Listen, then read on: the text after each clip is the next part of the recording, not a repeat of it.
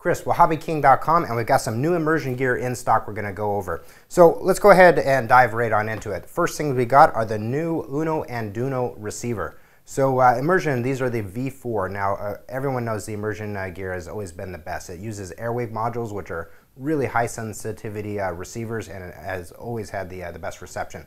But the price on them has always been a little higher. And with more and more receivers coming onto the market that are now 32 channel, immersion was always stuck with those 8 channels on those airwave bands. So the new ones, the V4s, they're still using the airwave chips and next wave technology, but they now offer full 32 channel, and they've definitely upped the sensitivity on these too. So of course we've got the Diversity Duno. 2-in, it has the LED indicator for the diversity to which antenna is set up, and that's really nice. It allows you to run a circular polarized Omni on this one, and then like say a circular polarized patch on the opposite one, point it off in the direction and it'll switch in between the two if you go overhead or behind you.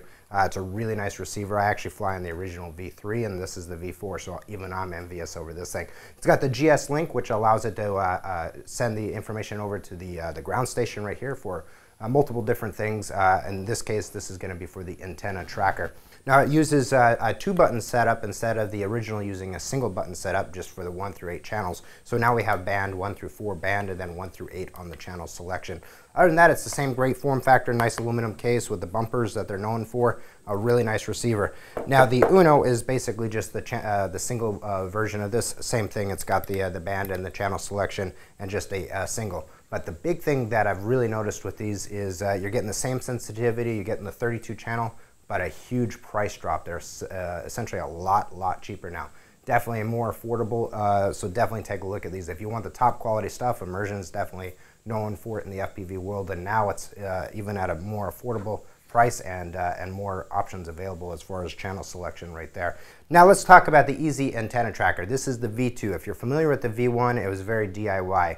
It was just PCB, had shrink wrap on it, all these wires going everywhere. This is a nice clean install using the standard extruded aluminum case with the bumpers, LCD screen, and all the connections right onto that.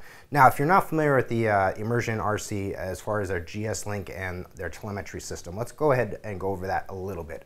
Now, what they do is on their video transmitters, they have a connector right on the back. They have the little white one, and you can also just do it through your audio channel. But it has the easy OSD telemetry information that is processed and sent via the video link over the audio channel. It's downlinked through, so you don't need any additional telemetry radios or fancy radios on your transmitter. This is basically processed the same as it would be your FPV gear. So it's just going in through the audio channel and goes through your receiver and is processed on that audio channel, comes out through that GS link, single wire connector right on over here, so there's nothing fancy you need to know or understand. Now you do need to have an easy OSD or a tiny telemetry or tiny OSD Zukong or something with the immersion package on board, or something that's compatible with the immersion package on board that processes it and sends it through the audio channel for the GS link to interpret and send on over to this tracker. Let's go ahead and go over the tracker. Of course, it has the 3-button menu system, the single wire GS link. On the back side, we got 3 filtered and supported audio outs on that, USB for, or not audio outs, AV outs. USB for upgradability, and your servo outputs on this as well. These make a really nice cool package if you get with the power distribution box, this as well as like the Uno or Duno receivers. They all stack together, and the power box and all the cables are pretty much plug and play for a really nice locked-in ground station, especially if you match it with the easy UHF systems as well. Now the third thing we're going to talk about from Immersion is their new little pan and tilt. Now first thing is I really like how they've done this camera. They've got the cable that goes through here, processes around the outside, and comes out through the back. So when this moves up and down, you don't have this video cable binding on the servos. The way that it's channeled and wrapped, it just comes straight out of the back. You don't have any binding issues. It's a 600 TVL camera, same one they've done. The only upgrade or difference to this one is the MG 180-degree servos. They've upgraded the servos on this and went MG on the servos, 180 degrees, and so the camera and the rest of it is pretty much the same, but it's a really nice, clean, super tight pan and tilt setup for your head tracker.